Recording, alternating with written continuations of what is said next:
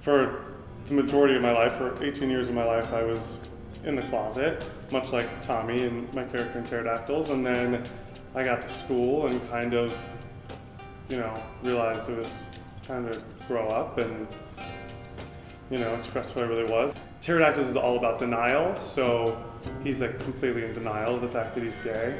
Then he finally, at the end of the play, says, this is who I am, this is what's happening, and because of that, then he's freed. Homosexuality used to be considered a mental illness, and still was in the official books for a long time. Our friend came up to me and was like, even though your parents are really liberal, like, a mom always has this idea of her kid growing up, like, this is the plan for their life. They're gonna grow up, they're gonna go to a good college, they're going to marry a girl, and then I'm gonna get grandkids. And like, this is the formula, and you're breaking that formula.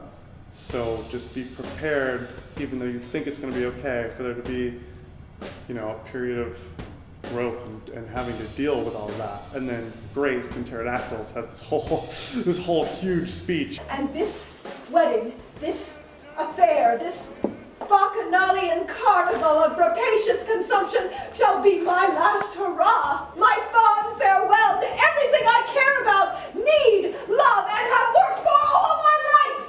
What Todd's goal is in Pterodactyls is to make everyone realize that if they just own it, if they own what's wrong with them, then you can move forward. I'm trying to do that with every character. This is really like my first experience really talking about HIV and AIDS. We've been like watching documentaries about it at night. The whole AIDS crisis is sort of not a thing anymore. People aren't really talking about it. This is news to me, but people even thought that there was like a cure, that people thought, oh, like if I get HIV, like it'll be fine, like I'll live forever, there's not a problem, like I just take a pill, but that's really not how it is. When the seas merge and swallow the land, I will go on. When there is nothing, I will go on. I will go on, I will go on, I will go on, I will go on, I will go on! Dinner is served!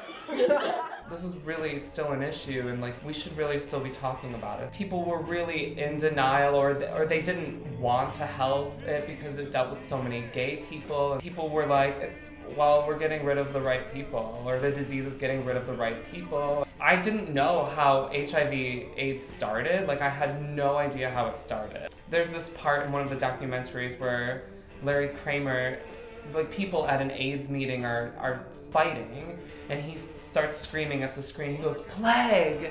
Like, this is a plague. Like, millions of people are dead from this disease, and this is, stop fighting with each other. We need to work together and really come up with a solution to this. I worked at Bellevue Hospital in New York City for 10 years caring for people with HIV infection. And we haven't really been able to decrease the number of new infections. So I think the more we talk about it, the more we make HIV testing a more routine part of healthcare, we're never going to be able to decrease these numbers. So the more we can talk about it, the easier it will be to decrease the stigma and potentially decrease the number of people who are infected with this disease. Statistics are actually people with the tears erased. So I think what arts do is that it brings the more humanistic nature of these diseases to the forefront, and it needs to be done. I mean, we can't care for each other and communities without understanding each other.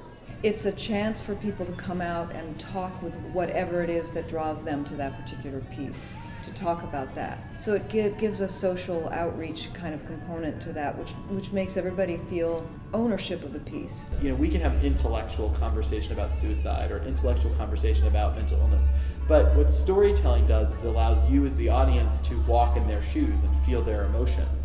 And so you walk away having felt this sadness or this anger or this humor. You're going to laugh at these ideas, and hopefully you'll walk away and your brain will be opened up in a new way to talk about the ideas that you saw. I get to play. I mean, I'm so lucky to do what it is that I do, and you get connected to these people and these characters, and then all of a sudden they're gone, and it's hard, but you always keep a chunk of them inside.